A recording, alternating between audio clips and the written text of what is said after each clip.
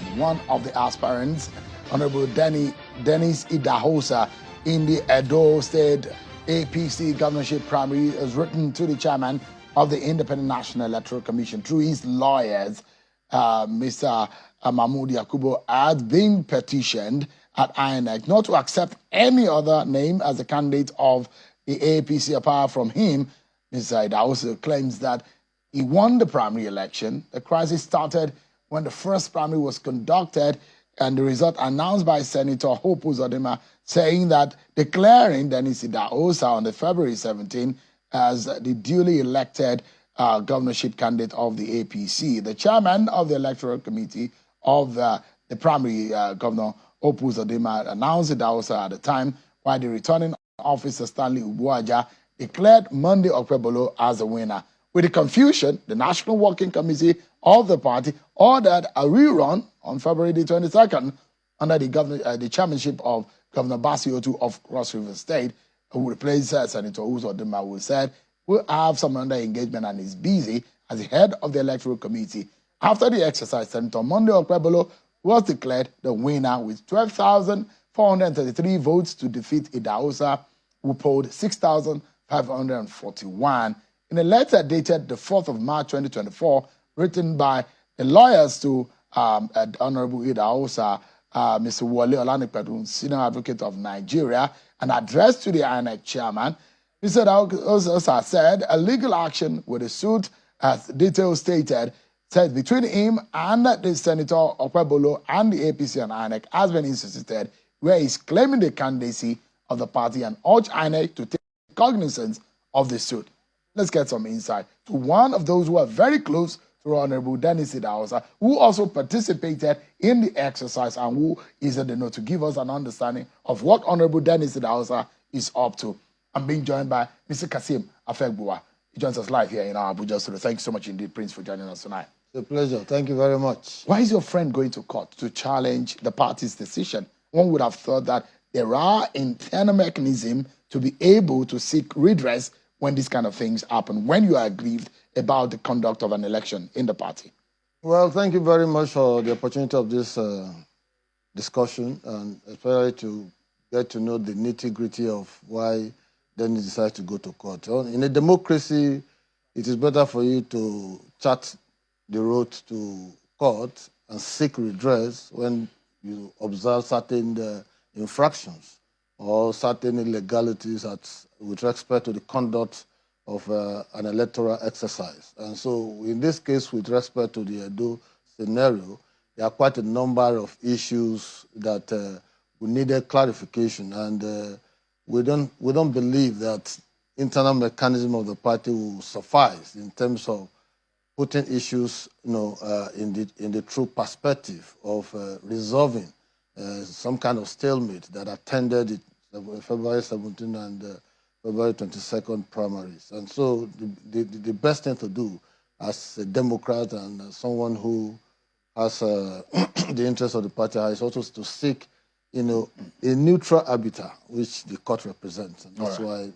But you don't think that, Honorable Dennis Idahosa doesn't think that that's a disaster waiting to happen in the party, and perhaps something that might lead to the party not having a candidate to present? The party will have a candidate to present. It's just unfortunate that quite a number of officers of the party, through their conduct, are given the president of the country some kind of embarrassment, because the president is one man who you can say any day that he's a Democrat. He believes in democracy.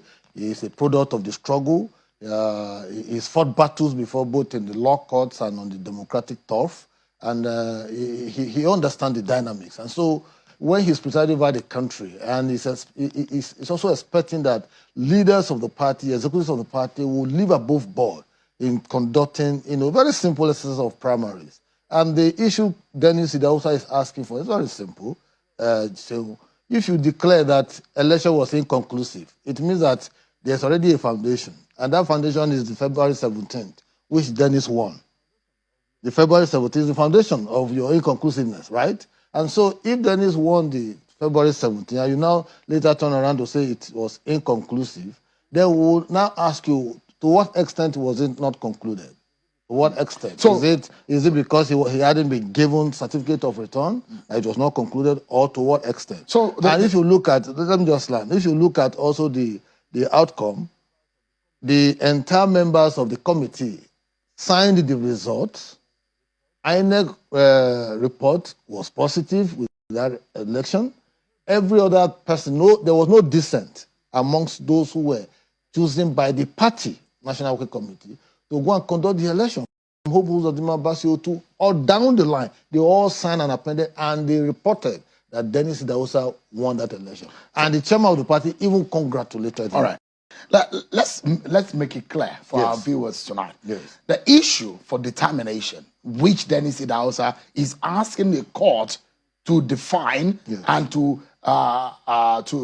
rule on, is whether the election of February the 22nd is a continuation or a standalone.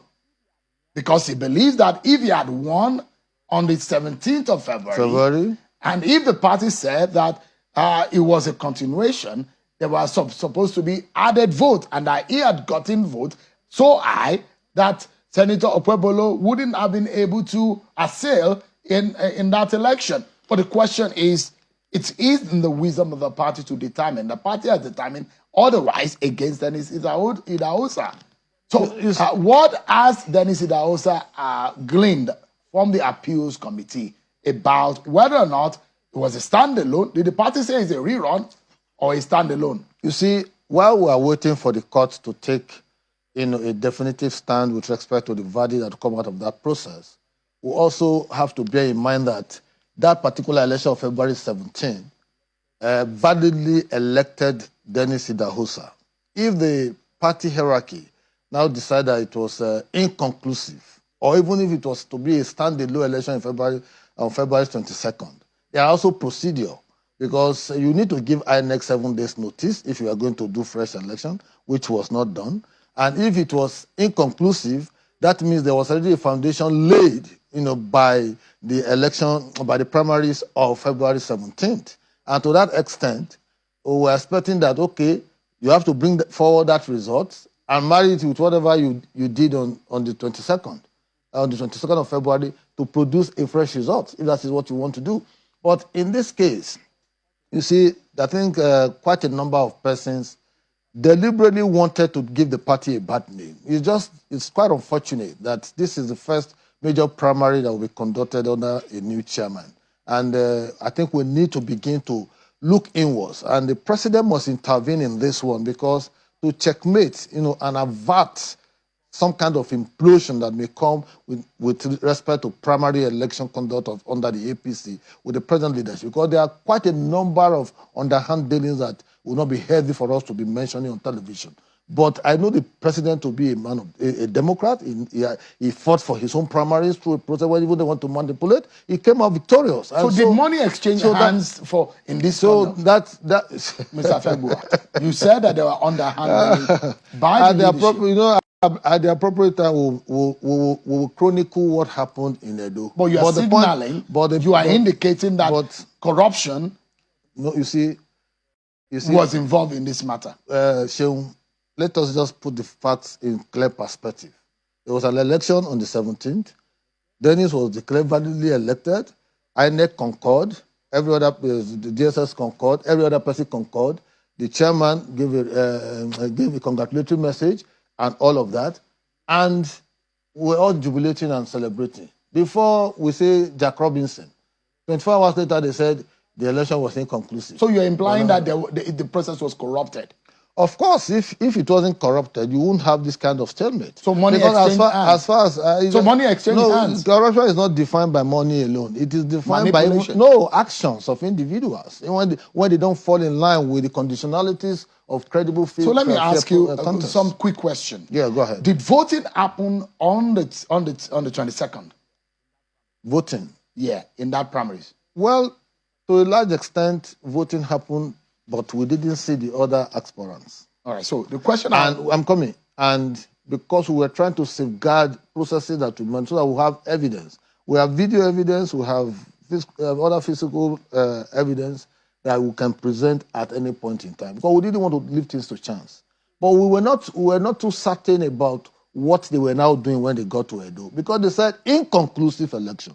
If it is inconclusive, like we had in the case of Oshun, under Adeleke and Oyetola, you will conclude by using the foundation. So, Kasim, the question I was going to ask you Yes. is that those who insinuated that on the 17th, the results were not fully announced, and the rest of the results were there to be announced, and that was what was supposed to be announced on the 22nd. So, if there were, and that's why I wanted to confirm from you, if there were actual voting on the 22nd. Yeah, you see, Sheung, those who were saying that there was no announcement of results on the 17th, they were just trying to be clever by half. The point is that the members of the committee, chairman by Hope Uzodimma and deputized by the Senator Basi Otuk, governor of Cross River State, and other 7 or 8 members did conduct and announce results. And don't forget, the party publicity secretary issued a statement saying that unauthorized announcement of result is hereby disclaimed. And that disclaimer put the issues into proper perspective. Those who said Ubuaja's appointment as electoral officer was a shot in the leg by the party itself. Well, you see, the point is that the same party issued a statement to say when it comes to announcement of result, which is just an item in the entire process. So they disclaimed Ubuaja? Yes, it was disclaimed. And they said it was Hope Uzodimma. And every member of Hope Uzodimma appended their signature on the final outcome of that result. What is the implication of what is going on right now? The implication is simply that the person that is presently being recognized by the party does not meet the requirement of being validly elected, because at the election of 17th of February, Honorable Dennis Idahosa won that election, attested to by the members of the committee under the chairmanship of Hope Uzodimma and secretary of that particular committee and other members of that committee. Nobody dissented. That means the party, the party has, has the responsibility to take that particular outcome. In the petition and in the suits that is being filed by the lawyers to Mr. Dennis Idahosa, is also being argued that if you put the votes that Dennis Idahosa was announced in the first one and the second one, he would have won the election. Come ahead of Monday Okpebolo. But we'll see how they are able to argue that in court. No, but you see, the point must be made very clear. If you say it was inconclusive, that is one leg of it. If you said, there was outright cancellation, which the National Working Committee doesn't have that kind of power to do anyway. If you say it's an outright cancellation, it's another leg altogether. If you say it was inconclusive, we want to know the extent to its inconclusiveness so that we can, properly situate our own. So you're asking the party to seek redress. That's what you're saying. We are telling INEC that in the interim, by the virtue of the letter we wrote to them, not to recognize whoever that is presented until the litigation filed for that purpose is fully dispensed with and justice is seen to be served to the appropriate winner of that particular election. And in this case, Dennis Idahosa will be. I'm very optimistic. Good friend. Very optimistic.